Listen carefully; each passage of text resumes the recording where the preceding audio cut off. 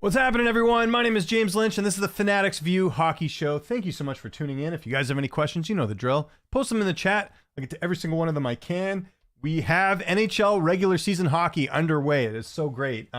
Caught a bit of the action last night. We had a couple games on the slate. We got a bunch of games tonight as well. We're going to get into everything. This is great having hockey back because we got so much to talk about. There's been a bunch of signings as well. We're going to get all into it, but as I always say, make sure you hit that like button, hit the subscribe button, hit that notification bell, and post your questions in the chat. We'll get to every single one of them I can. Apologies for being a bit late. That's kind of how it's going to be going forward. I got some kids stuff. Got to drop my kids off, and it's I got one of my kids has to get dropped off right at 12 Eastern or 9 Pacific, so a little bit harder to get here right on the dot. So just keep that in mind. Probably going to be around 12:05 usually instead of the usual 12. But as we always do on this channel, let's look at the content we got up on Fanatics View. Again, my guy Taylor working behind the scenes, giving you guys the best stuff out there. Look at this stuff. Look at all the content that's up here from the last day.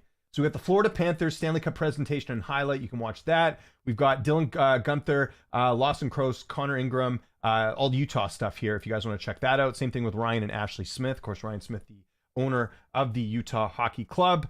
Clayton Keller being named captain. Good stuff there. Actually got Clayton Keller in a hockey pool of mine last night. Very happy about that.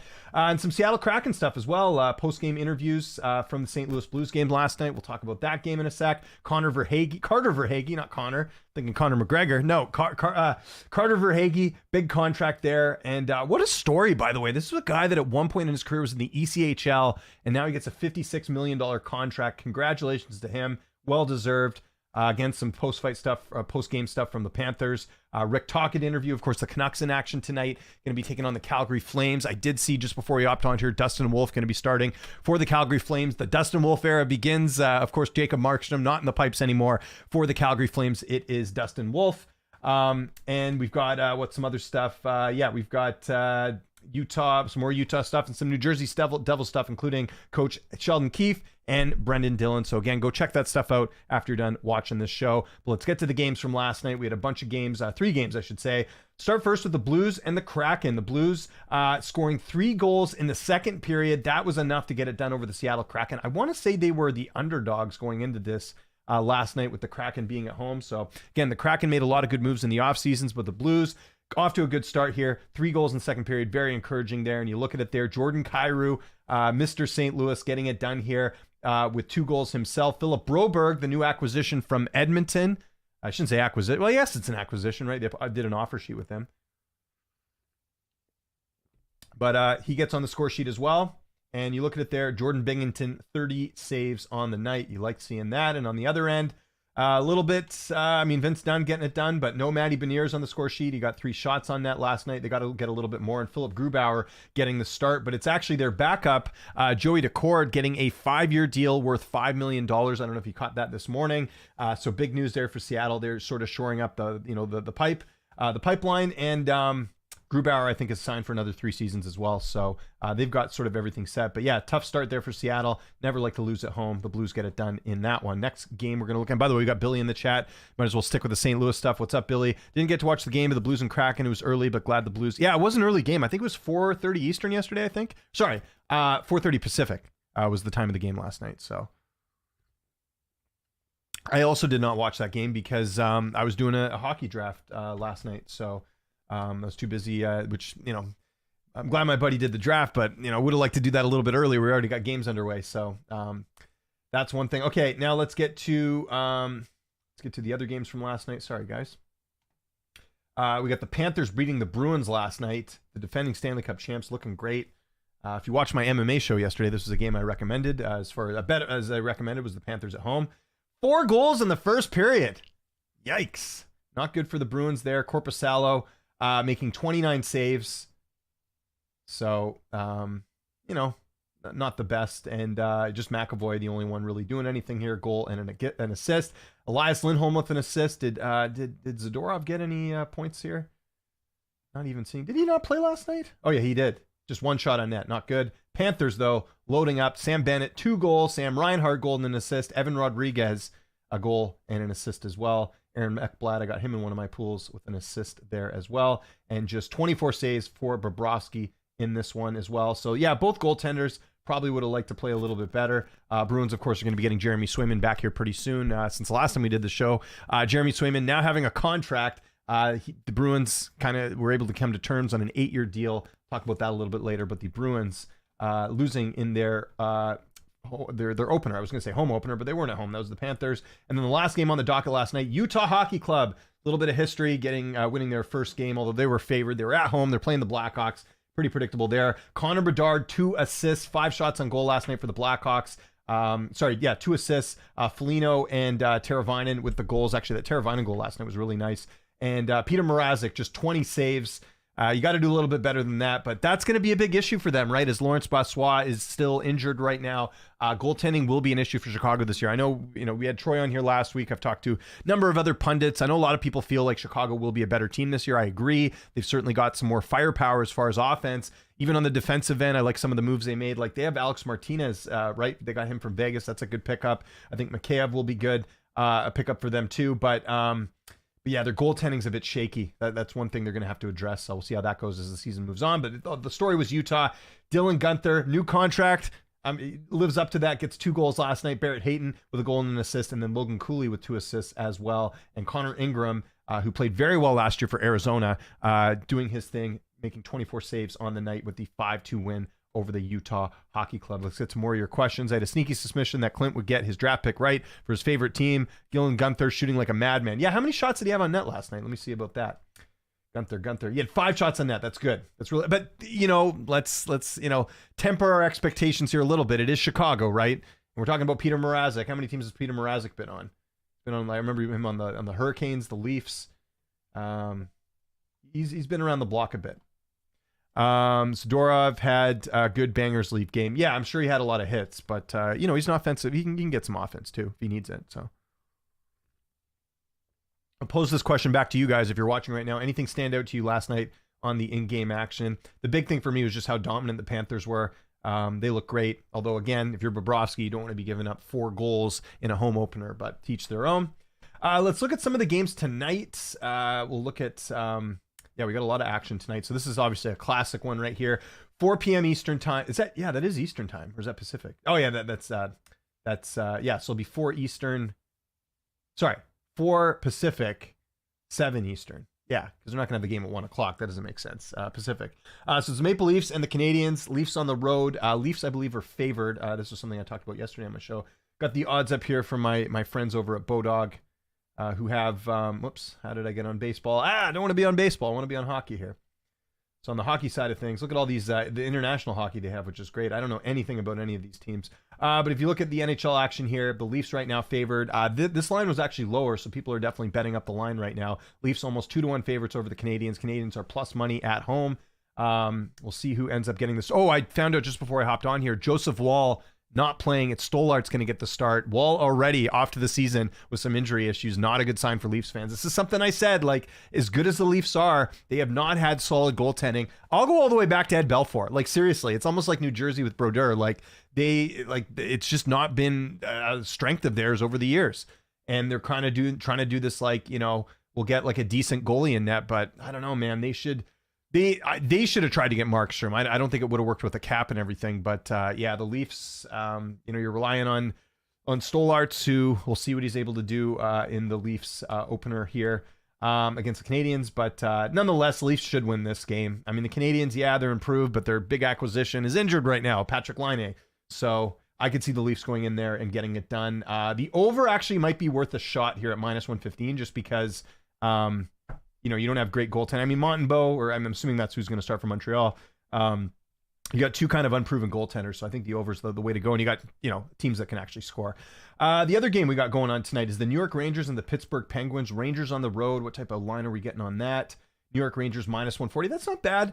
You guys, if you've heard my Eastern Conference preview and you've heard my thoughts, I'm not sold on the Penguins. They've got a lot of issues. They got issues in net. They got issues on the back end, and they didn't make a lot of acquisitions in the offseason either. Rangers should win this, no problem. -140. You're getting them under 2-1. I like that a lot. Panarin, I believe Panarin, did he get in? Let me double check if Panarin's back. What's the latest with him right now? Let me just double check the injury report here, guys. What's the latest with him? News. Oh, he returns to practice. Looks good to go for opening night. Okay, no concerns there. Well, then, yeah, the Rangers are definitely going to win. And maybe look for that Panarin anytime goal scorer props. That's something that did quite well for me last year on the betting line things, is picking certain players that are going to score. Connor McDavid was one, obviously, I would play a lot, but there we go. We got some questions here from Troy. Two things that stood out last night. Broberg's role, not only Growy looked great, and Jake Neighbors on Robert Thomas's line looked really well-rounded. Good to know. Yeah, Jake Neighbors and Robert Thomas, that's actually a good duo there. And Broberg, yeah, I think Broberg, the big thing is that...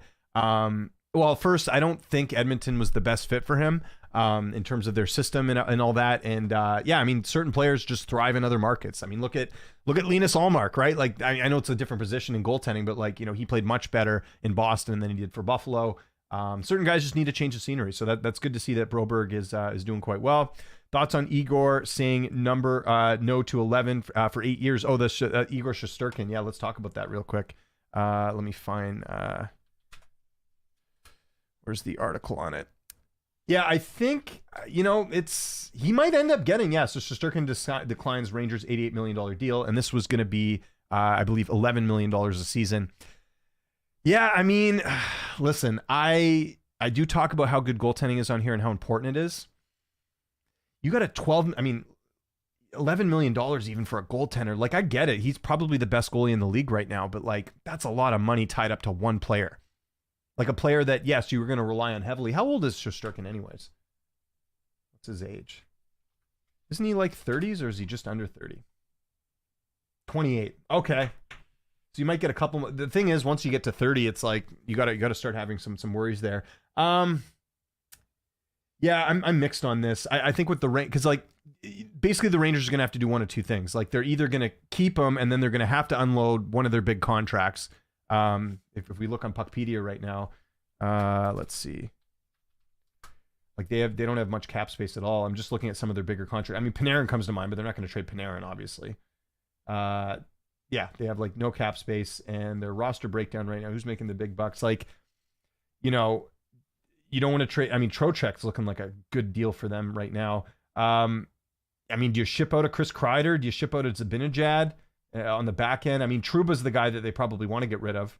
He's not really worth the $8 million, but who's going to take that? You got to find a team that's willing to, that not only has the cap space, but you know, the Rangers have to have something that they want. So personally, I'm just going to, you know, draw my line in the sand here. I would not sign him to that much, like anything beyond 11, because you're really going to hamper the rest of your team. It's going to be like the opposite of what the Leafs have. The Leafs have a bunch of forwards that I think are overpaid, and you have bad goaltending, and now it's like you have this, you know, situation in New York where, you know, Shesterkin, like you got a great goaltender, but then you know, you're not going to be able to spread the wealth that much. So I don't know. It's a really, like, I would not want to be in this situation if you're the Rangers. So I mean, like, how much does he want? Does he want 13 million, 14 million? Like, does he want to be the highest paid player in the league? Like, I don't like how much does he want? Because all those, like, there's a reason, you know, one of the interesting things right now, you saw a lot of waiver movement the last couple of days, as you would expect, with training camp coming to a close and the regular season starting. A lot of guys not getting claimed off waivers, I think, because of cap constraints. So, like, a lot of teams don't have cap space. So that's where it gets interesting. Yeah, I don't think I'd sign him to that much. Go give him to, like, you know, a team with cap space. Give him to San Jose or Chicago. Give him to Chicago. I think they got cap room. And then get a bunch of prospects back or something. That might be the move. Because I don't know, like, how you're going to do well if you have a goaltender and you still got a bunch of big contracts here. What's Chicago's cap situation like? And I'm not saying it's going to happen, but I'm just saying that, like, the Rangers got to make some big decisions here. Why can't I find Chicago here? What am I looking here? There we go, Chicago. Yeah, they've only got $4 million in cap space, so it's going to be tough. But good question there, Ghost. Heard he may want 5 years, not 8. Oh, okay. But then if he wants 5 instead of 8, I think the term would be higher. Or, sorry, the AAV would be higher. Favorite bet today, Trocheck and Raquel, 1.5 shots each on FanDuel. If you use the 30% boost, it's minus 107. Ooh. We don't get FanDuel where I live here, which kind of sucks, but good to know. Yeah, the shots on goal, a lot of the books here in Canada are the ones that I can use. They don't offer that, which sucks, because I would always bet Bedard. Bedard's someone that's going to get a lot of shots, right? In that game you're talking about is the Rangers and the Penguins. Again, I like the Rangers there. 11 million for goalies, bananas. I agree. Look at the skaters that make 11 million a year. Take any of those guys over Igor besides JT. Yep. Igor wants to get paid as if he's an open market UFA. I agree. Yeah, it's going to be tough. It's going to be tough to see if the Rangers buckle on that, because yeah, it's certainly going to be very interesting. Okay, let's get to some of the other games here. We'll go through the rest of the slate, and then we'll get to some news as well. Like I said, a lot of signings and stuff going on. So the Flames and the Canucks. Canucks at home tonight.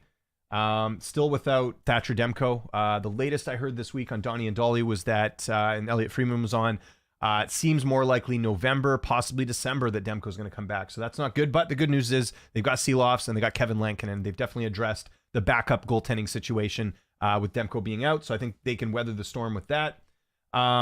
What are the odds right now on that game? The Canucks are minus 185. So that makes sense. Flames plus 160. Flames are nowhere near what they used to be last season. We were just going through the draft last night because one of the drafts I do, we have to pick a player from every team. And yeah, it's not like I forgot to, like, you know, they lost or they traded Mangiapane, but then they get Mantha. Like, the Flames roster right now is a bit interesting. Let's look on Daily Faceoff and look at the lineups right now.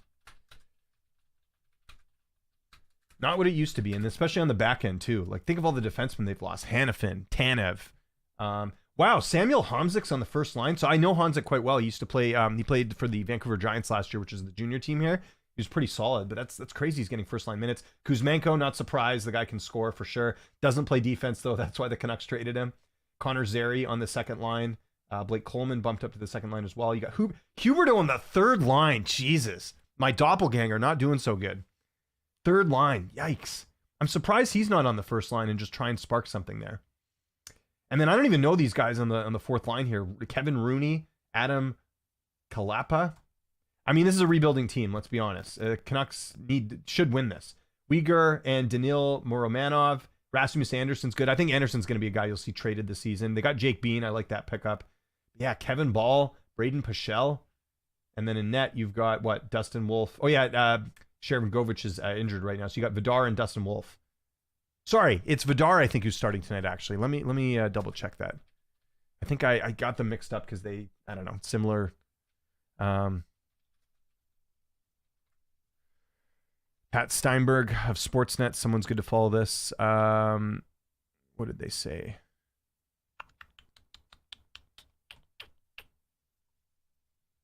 Okay, looks like it is Vidar in net. Possibly. I got to double check that. Here, hold on. Let me just see. I'm going to do a quick Google search. Or a Twitter search, I should say. Who do we have here? Yeah, sorry. They are going to Dan Vladar. I messed that up. Why did I think it was Dustin Wolf starting? I don't know why. I got that mixed up. It's not even like their last name's similar or anything. I don't know how I screwed that up. Anyway, so yeah, Vladar's going to start. Either way, Canucks got the better goaltending with Arthur Seelovs. And on the other end with the Canucks, let's go look at their line. I should probably just do this for every game. Canucks going with Danton. I don't know if Heinen's on the first line. I think they're actually going with, this will be DeBrusk, Pedersen, and then I think, yeah, Baines isn't on the opening lineup. It's going to be Neil Zaman is playing in his place. Baines got sent down to Abbotsford, so they got to update that.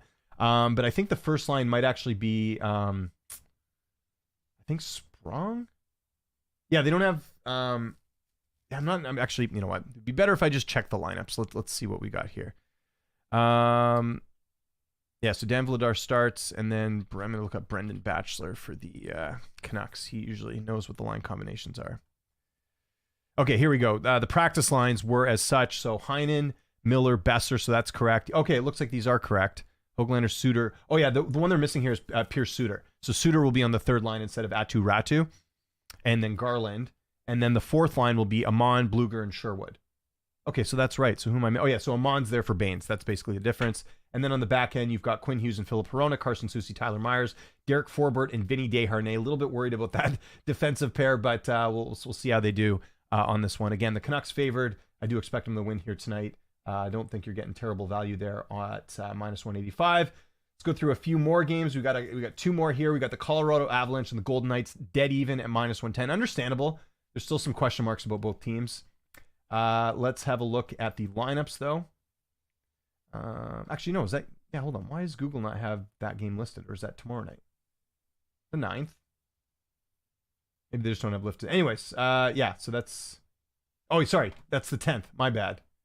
So, yeah, sorry. The Jet... no, it's the Avalanche and Golden Knights, Jets, and the Oilers. Okay, so the Avalanche, Golden Knights, minus 110 apiece. Looking at their lineups right now. If we look at the Las Vegas Golden Knights...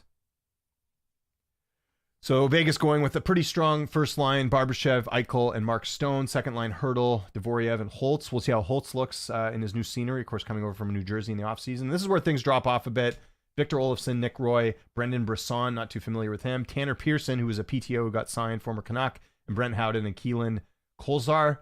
And then on the defensive end, Shea Theodore and Petrolangelo, that's good. Hannafin and Haag, that's not bad. And Brady McNabb and Zach Whitecloud. So pretty solid lineup there. And on the Colorado side, Drouin, McKinnon, Rantanen, awesome line there. Casey Middlestat, we'll see if he lives up to that second center pairing. Nikolai Kovalenko, Callum Ritchie, Miles Wood, Ross Colton, Logan O'Connor, Ivan, is that really someone's name? Ivan? Parker Kelly and Joel Carvada. So yeah, this is where things really drop off. Like the Avs, take a bit of a dive there. On the back end, two of the best defensemen in the league, Devin Taves and Cale Makar, Sam Gerard and Josh Manson, and Calvin DeHaan and Sam Malinsky. So yeah, I would favor Vegas in this spot personally, and they're at home too.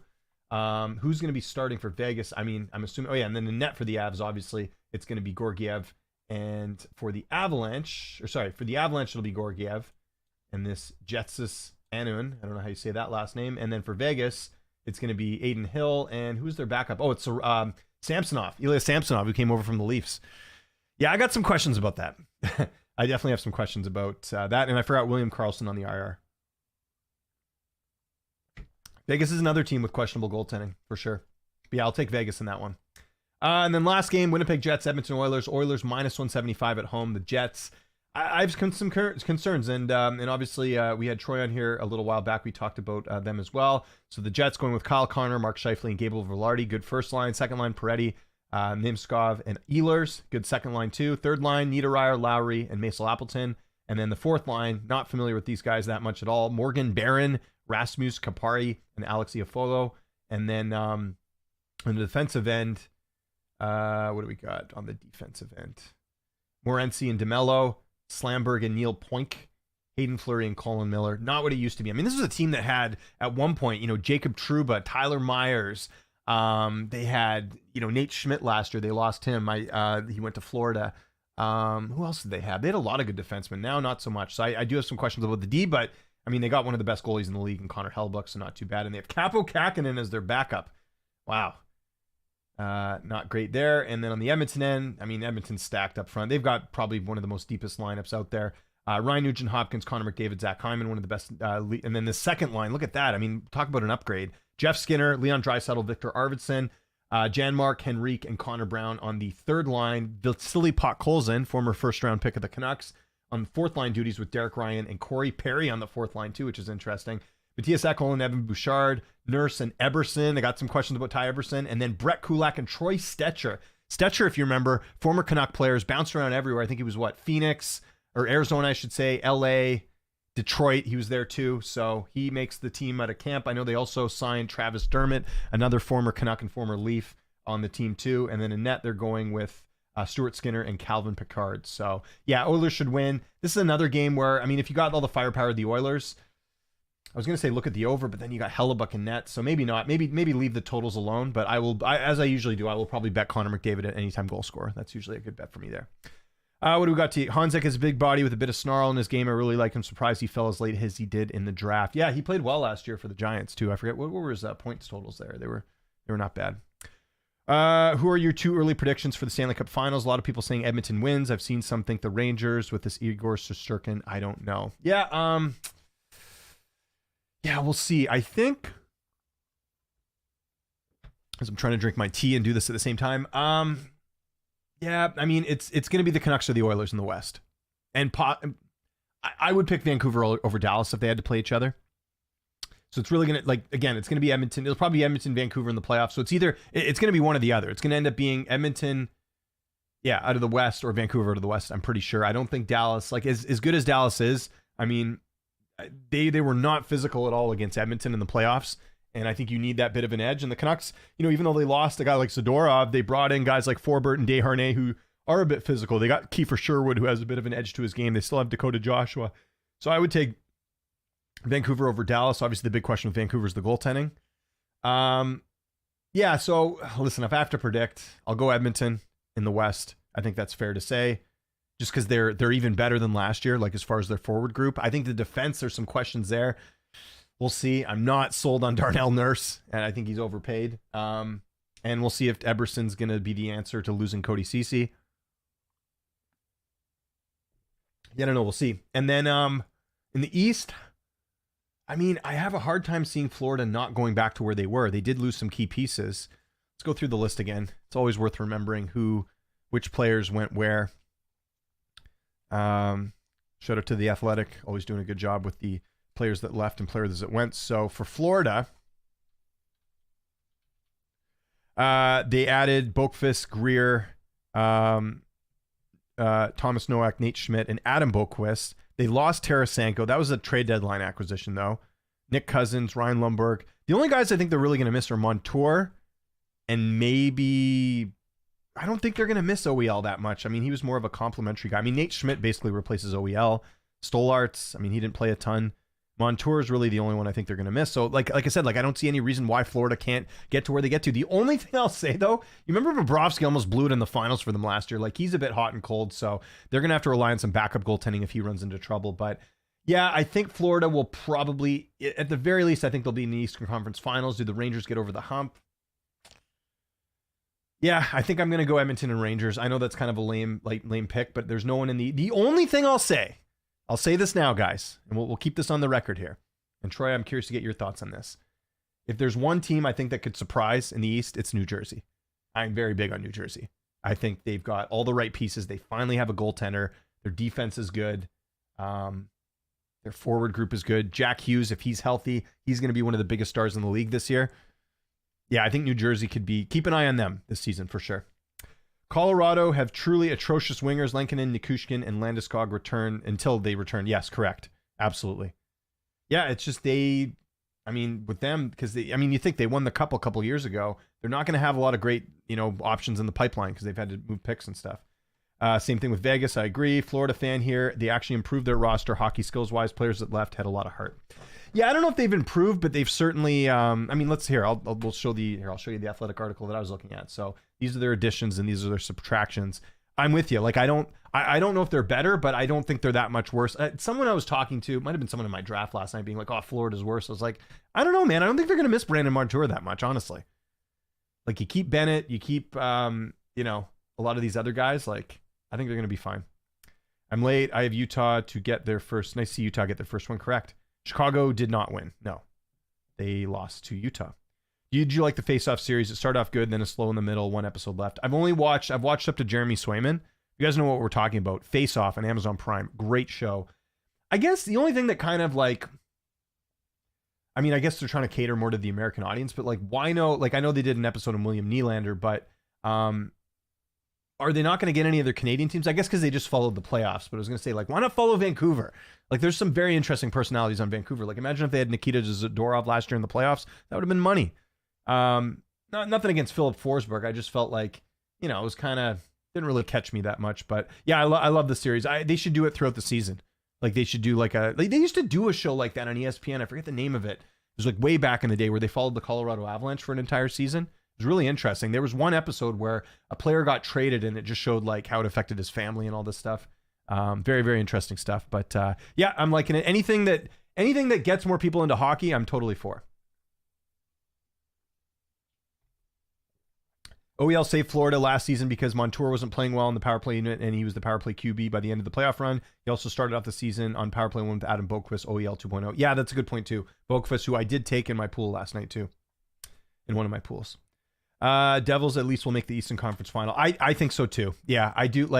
I just look at what they have. They have so much potential, and they just don't have a lot of weaknesses. If you look at the roster, you know what? Let's look at the Devils. Let's go over my love for the New Jersey Devils. And I shouldn't even love them because Jack Hughes talked a lot of shit about Vancouver, about the Canucks. And he's like, "Oh, Quinn should come to New Jersey," and all these people were being like, "Quinn's going to leave when his deal's up." And then they smartly made him captain, and they had a good season last year, so I don't think he's leaving. But look at this lineup. Timo Meier, Jack Hughes, Jesper Bratt, Thomas Tatar, Nico Hischier, Dawson Mercier. Your third line is Eric Halla on your third line with Palat and Nosim. Paul Cotter, Curtis Lazar, Nathan Baston. Not a great fourth line. Lazar was a guy that Canucks got rid of. But on defense, Brendan Dillon, Dougie Hamilton, Settinger, and Kovalevich. And that's not even with... don't they have someone injured right now? Yeah, they've got Luke Hughes and Brett Pesce injured right now. So Pesce will be back in. I mean, even with the defense they have now, it's okay. Simon Nemec on the third pair. So a lot of these guys are young. They're only going to get better. Like, yeah, very, very good team this year. What other names? I just saw a few names on the IR there. Who else did they have? Luke Hughes. Yeah, so Luke Hughes is another name as well. So we'll see. Very, very good lineup here for New Jersey. They will follow Quinn Hughes for Vancouver. No, they won't. No, they're locked up. Jack Hughes is locked up, and I think Luke's going to get locked up soon. They're not going to play together. And I don't think Hughes is going to leave. They're gonna throw him like some serious money when his contract gets up. Because if you guys remember, when they signed Pettersson and Hughes initially, their first contracts outside of their entry-level ones, Pettersson got a bridge deal. Hughes got the longer contract. Hughes is a steal. How much is he making right now? I think it's like $7 million. I think no, $6 million or something. Some steal contract. Considering he was a Norris winner last year. How much is Hughes making? 7.8. Like, that's a steal. Consider, like, he should be at least 10, 11 million or whatever, right? Yeah, so they got to lock him up soon. And he's their captain. Still 24, and he won the Norris. Like, that's awesome. So a lot of potential there for the Canucks. Adam took a puck to the face. Flush. Hope he's okay. Yeah, I did see that too. Dylan Pesce, Cotter, all very good players. Don't put up a lot of points. Yes, you did score last night. No, the face-off has Hughes. Oh, it does? Oh, then I haven't seen that episode yet. Quinn Hughes? They did an episode on him? Okay, good. Yeah, Quinn Hughes is interesting. They should get JT Miller one time too. He's got a bit of an interesting personality as well too. So there we go. You know what? Since we got some time here today, guys, let's look at some other games that are coming up. I'll give you my thoughts on those. Again, we only have well, actually, we have betting lines up until the weekend, I think. So let's go through some of these, just because, you know, this is a weekly show, so we'll kind of give our thoughts. And Troy can tell me how wrong I am about some of these picks here. We'll do that because Troy's an expert, man. Honestly, like I will defer to him for a lot of hockey stuff. He's very good. Okay, Florida Panthers -128 against the Ottawa Senators. Am I missing something here? Is it because the Panthers just played the other night? Is that why they're so low here? Why are they only -128 against Ottawa? By the way, Ottawa signing Linus Ullmark, new deal. Let's look at the terms here.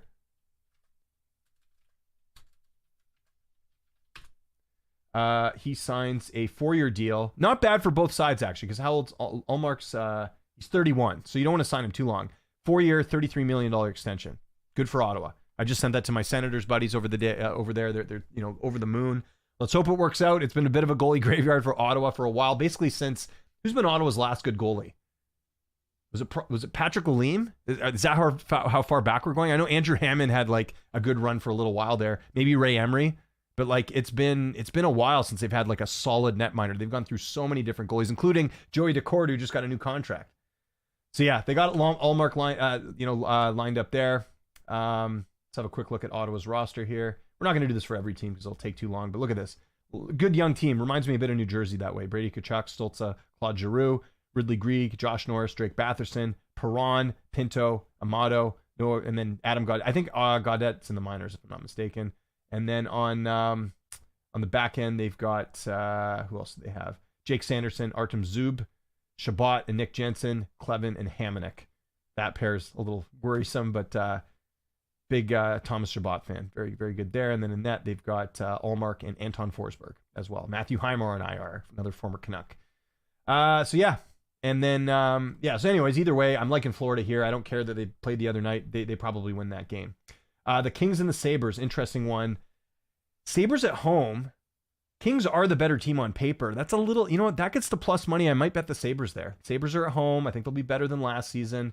Kings are the Kings. I mean, they didn't really get much for Dubois. They haven't really improved much. They lost a couple additions. I know they got like Warren Fogle and a few other guys, but they also lost like Arvidsson. Might be tempted to bet the Sabres there. Canadians and Bruins. Bruins already -230. Get on that. I mean, Bruins will definitely win their home opener against the Canadians. So, yeah, get on that now before the line goes up. Penguins and Red Wings. Another two teams that I'm not really that impressed with. Wings are at home. I'll probably just stay away from that game. The Leafs and the Devils. Devils only -130. Get on that now. I think that Devils can definitely win at home. That's a Saturday night game too, right? If I'm not mistaken. Or no, that's Friday night. Thursday night, sorry. Get my days mixed up, guys. What else do we have? Go through some of these other games. We'll get our thoughts. The Islanders at home against Utah. Yeah, a bit of a travel there for Utah. So Islanders are probably the bet there. Stars and Predators. Predators at home. Yeah, 50-50 in that one for sure. Stars get to plus money. I might entertain that. The Jackets and the Wild. The Wild's minus 230. Too much for the Wild there. Jackets, I know they don't have much of a roster these days, but it's too much for the Wild. Not going to bet that. Blues and Sharks. Blues minus 167. Not bad value there, although the Sharks are at home. Lightning and Hurricanes, another 50-50 game. Wouldn't be betting Carolina at minus 135 against the Lightning. Blackhawks and Jets. Jets minus 230. Yeah, it makes sense there. The Canucks and the Flyers. Canucks at home. Am I missing something here? That line should be a lot higher. Although I guess because they played they're playing tonight.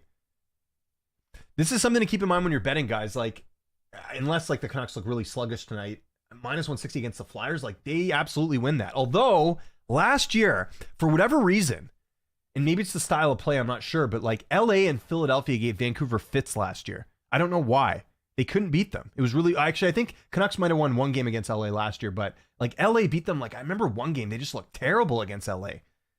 But yeah, that's still, regardless of what I just said there, minus 160 against the Flyers, absolutely worth it. So take that. The Knights, minus 180 at home against the Blues, I'd take that too. And then the Ducks and Sharks, flip a coin. We'll stay away from that one. So yeah, looking at some of the action leading into the weekend, that's kind of where I'm going. Let me know your thoughts as well, and then we can get to some news. The mid-90s or before. Panthers have a 7-game winning streak versus Ottawa, but okay if they've improved. Yeah, I mean, Panthers should beat Ottawa. How do you think the Jets do this year? Did already a preview of the Western Conference. They'll make the playoffs, but I think... Troy, did you have them making the playoffs? I was trying to remember. I mean, just at a Hellebuck, unless Hellebuck gets injured, they're going to make the playoffs. Where they place in, I could see them being, I think I had them number 4 or number 5 or something. Yeah, they'll make the playoffs, so for sure. Columbus Blue Jackets plus 195, Stars minus 120. No Boldy. Oh, interesting. Okay. Yeah, that's right. Boldy's injured. So that's a good one. Teams that really rely on speed through neutral zone struggles are versus Kings versus Islanders. Yeah, I guess that's true. That is true. Okay, let's get to some NHL news as well, guys. We like talking about a bit of everything on here. Appreciate you guys tuning in. This is the Fanatics View Hockey Show. I'll get some guests on here. It's hard because I've got all my other stuff going on, so sometimes it's hard to get people on. But I did talk to a fellow, well, I shouldn't say fellow because I'm not really a YouTuber on the NHL side of things, but one of my favorite YouTubers. And I talked the other day, so yeah, I might get him on this show if he can make it work. I bought a Utah HC subscription for the year, so I don't miss many games. Got 2 free tickets to a game. Oh, that's cool. Probably going to see them versus Carolina for first hockey game. Can't wait. That's awesome. Yeah, I'm seeing Utah in December. I heard, though, a lot of people complaining about the seating in Utah. Utah HC seating.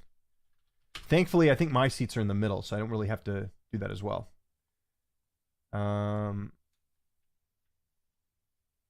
Utah hockey seating.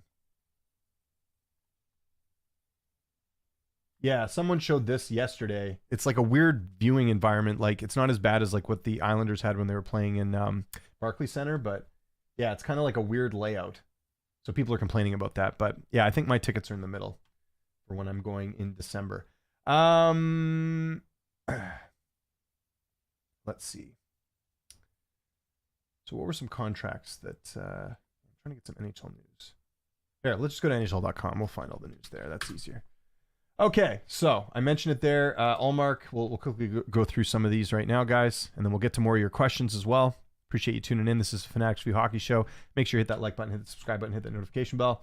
So there we go. We'll start first with Allmark, 4-year, $33 million contract with the Senators, of course, acquired in June by the Boston Bruins in a trade that I think people felt like Ottawa got the better of that.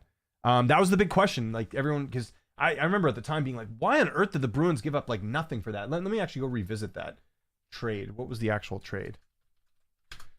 The trade was like it wasn't much because we're talking about a starting goaltender here. Traded the Ottawa Senators for Mark Classic, Korpisalo, and a first-round pick. So yeah, they did give up a first-round pick, which was this past season. So that was before the draft.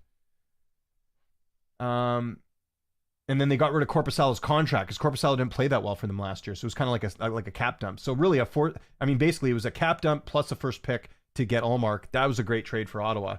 And that was the big thing. I remember a lot of my friends who are Senators fans are like, oh, well, he's got to sign. That's the big worry. And now he's signed for 4 years. And I think that's better. I don't like 8-year contracts. They're talking about that right now with Brock Besser because he's I think a UFA next year. I don't know if I want to go 8 years with Brock. You need right wingers. They're hard to get, like really good power, right, like scorers. You need guys that are consistent scorers, but I'd be a little bit hesitant there. So, yeah, good for Allmark, good for the Senators. I just want to see the Sens make the playoffs. It's better when there's more Canadian teams in the playoffs anyway, so just saying. Okay, so that's Allmark. Next bit of news as we're getting to things. Joey Decord signing with the Kraken, former Ottawa Senator goaltender. Bounced around a bit. So 5-year, $25 million with the Kraken on Wednesday is an average annual value of $5 million. So my only concern with this is he's only, like, he played well last season, but that's it. And you're giving him $5 million, which is a little bit higher than, you know, what you'd get for like a backup. I think the idea is they're probably going to go with the 2 goaltending tandem with Grubauer and Decord. So if you're looking at it that way, then the $5 million is not as bad, and 5-year deal. But I don't know. Like, I know my understanding is like he had a really good run in the AHL as well, and there seemed a lot of improvements. But if you look at Joey Decord's numbers, I think this is a bit of a risk for Seattle. Ron Francis, that's their GM. I got some questions. So yeah, if you look at it there, oh wow, he's been with the Kraken this long. Why did I think he wasn't there that long? So yeah, he was with the Senators way back in 2018. So he's 28 now. So the contract will take him into what is his mid-30s. And you look at the numbers here. You know, he got a lot of minutes in 2019, 2020. The thing you want to look at is the goals against average. So yeah, only had 1 game, had let in 5 goals. You look at it here, the numbers get lower. Belleville Senators didn't play that good there. Didn't play that good for the Kraken in 2021, although he only had 5 starts. Played for the Charlotte Checkers, a little bit better there. Kraken didn't play so good that season in 22-23. Played good in the AHL that season, 2.38, and then last year played 50 games, did that. So it's like, again, you've got 1 good AHL season and 1 good season last year. It's a bit of a risk, but again, there's not a ton of options out there. So yeah, I think the Allmark contract's good. That one, I take a little pause with it. I mentioned it there. Stolarz to start tonight in Toronto. Wool unavailable. I mean, Wool, how old's Wool? He's not that old, is he? It seems like he's injured a lot. He's 26. Not like he's, you know, early 20s, right? Stolarz, let's look at his numbers real quick. So yeah, bounced around a bit, started with the Flyers organization, went to Edmonton. He played for Edmonton? I don't even remember that. Anaheim for a while, and then with the Panthers, ended up winning a cup with them. Played 27 games last year, 2.03. So good numbers last year. Obviously a bit crowded in the net, though, with Bobrovsky and Spencer Knight. Anaheim made 28 starts 1 season. Decent GAA save percentage, 9.25. Yeah, we'll see. We'll see how this one goes. He's 30 years old, so not really young. And again, the Leafs doing this thing where they're trying to just hope the goaltending tandem works out. Some guy goes down, they hope the other guy can pick up the slack. Look at some more news, guys, and we'll get to your questions. Waiting for the home opener for the Pereira Rivermen. Oh, that's cool. Yeah, AHL hockey's good. We have an AHL team here, the Abbotsford Canucks. Yeah, the catch is not great seats. Yeah, I'm excited to go. You live in Utah, Nick? I'm guessing. If so, we should meet up in December when I head out there. Only decent seat for hockey. Any decent seat for hockey. Yeah, AHL, I completely agree. Agree 100%. 2 to 4 year contracts are the best for both sides. Team isn't locked down too long, and the player can renegotiate more times in their career. So players want the long contracts. Well, depending on the situation. Like, you know, if you're on a good team, you want the long-term contract. If you're on a bad team, or you're one of these guys that thinks you can make even more, you want to bet on yourself, you do the shorter contract. You don't really see 2-year deals unless they're really young players. Like you do, like, you know, you maybe do like a bridge deal or something like that. But most deals, you see a lot of deals that are 8 years, which, by the way, the Carter Verhaeghe deal, I don't know why that hasn't popped up. Yeah, here we go. Carter Verhaeghe, 8 years with the Panthers. So this is another one where, you know, the Panthers window's now. I get it. Lock your guys up. You want to make sure that, you know, you're doing well. So what is the AAV? I think it's 7 something. What's my math on here? Oh, financial terms are not disclosed. I think they had the actual financial terms on Twitter. Let me go find that right now. NHL is probably just not trying to get in trouble with the agents, but 8-year contract. Yeah, so it's saying $56 million. The Athletic seems to like it. This is Dom Lucian. I'm not a big fan of Dom Lucian's, I'll be completely honest. But he does do a good job with number crunching and stuff. So this is his model. It says that it's a good contract. Yeah, just the because he'll be how old? Because how old is he now? He is 29 years old. So that's 8 years. So he'll be late 30s.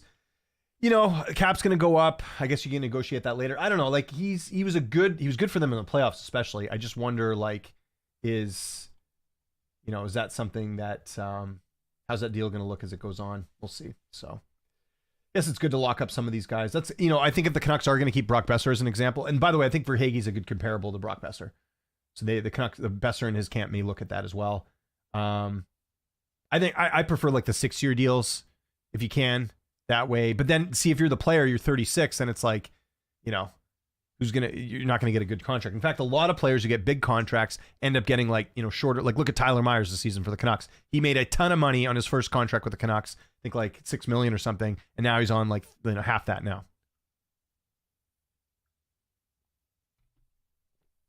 We're SPHL now. Oh, so Pure Riverman's not in the AHL? They're not? I didn't know that. Utah my whole life, but now I live in St. George. I'm closer to Vegas than Salt Lake. Oh, interesting. Okay. I was going to say we could meet up, but actually I'm going to Vegas as well, so I might go there as well. I believe the only reason you should want a long contract is if you're old and worried about regression. Why wouldn't you want to keep signing bigger contracts every few years? Well, okay, so this is why you don't want to sign. This is why you do want to sign big contracts. What if you get injured? What if you have a major injury and you're never the same after it, right? Like, let's say you sign like a 2-year deal, you get injured in year 2, and it's contract year, and you have a serious knee injury and there's questions about how you're going to perform. No one's going to want to touch you and you're not going to get big bucks. That's why you sign the longer term deal. So it's better for the player. Now, for certain teams, it's good to sign a longer term deal as well, because maybe you get like a hometown discount. For example, the Canucks right now, they have, and granted, we'll see how this looks come year 6 or 7. But JT Miller right now at $8 million is an absolutely great contract, considering what he did last season and the season before. He's good everywhere. Like, there's some questions about the defense that seems to be shored up since working with Rick Tocchet. It's like $8 million for him. Like, he's only getting $1 million more than Carter Verhaeghe, and JT Miller's a way better player than Carter Verhaeghe, in my opinion. And he offers more. He can hit, he can shoot, he can do it all.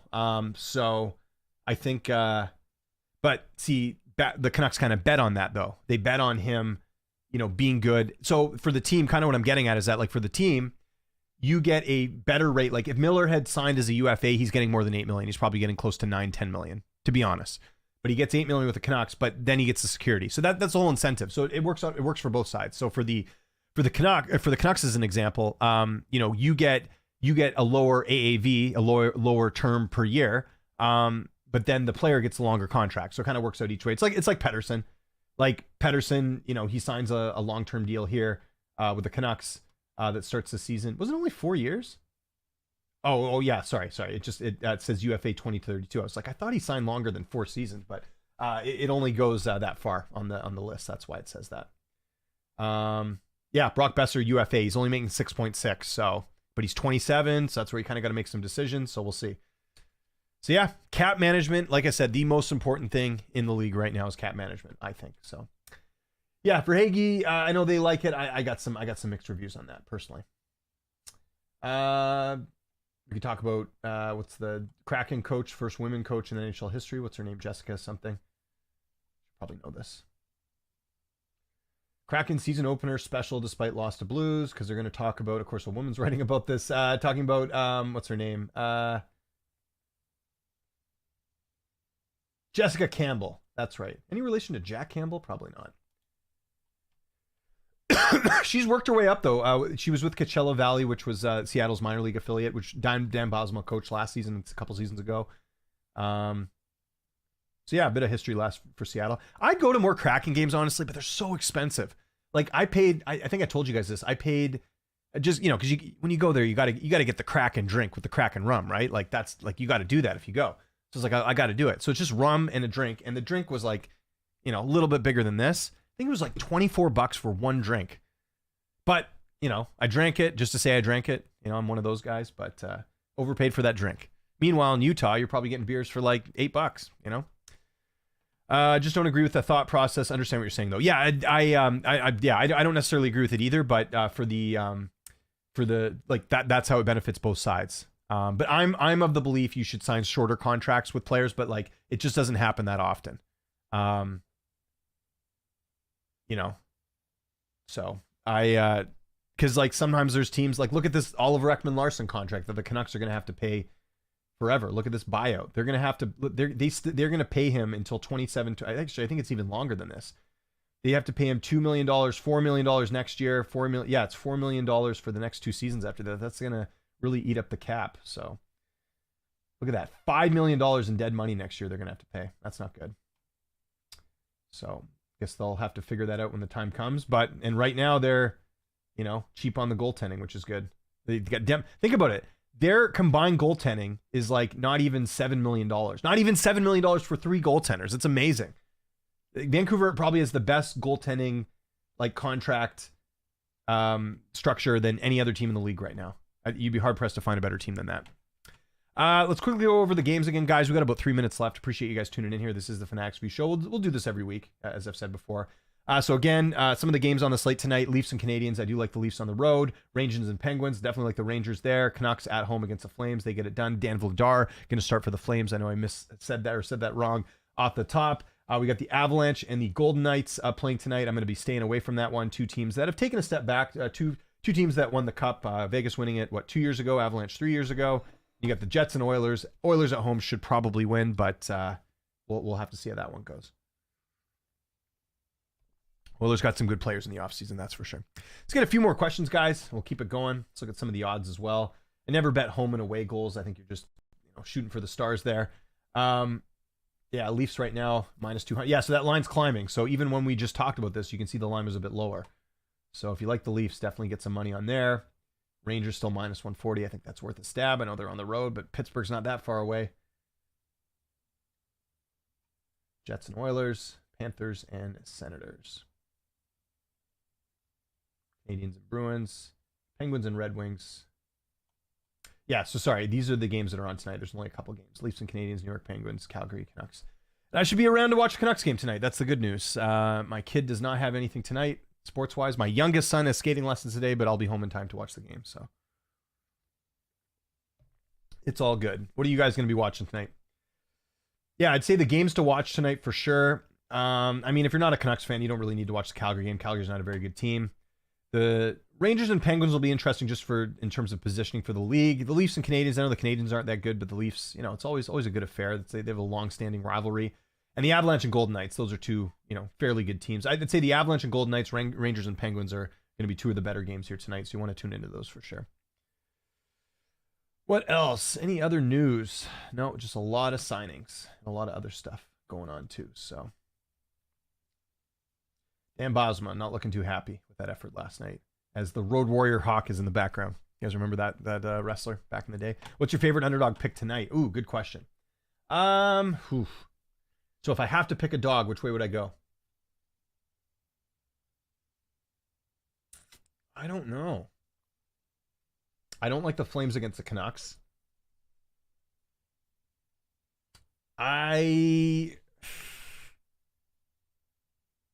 If I had to pick, which I am, gun to my head, I would probably go Penguins over the Rangers, even though the Rangers are a way better team, but Penguins are at home. That's the only thing. That would be, if you are going to bet a dog, I would do that, but I still think the Rangers probably win that. Hope I can watch tonight. The streaming sites I use don't have hockey on them at all last night. I can't afford cable or anything. Understandable. I don't know if anyone's got any good stream stuff. Hook it up with Jared here. I don't know what the latest streams are. I'm lucky because my cable and stuff, I can write that off for my taxes because it's part of my business. Like I have to watch sports. It's part of my job. Hence my Lynch on Sports thing.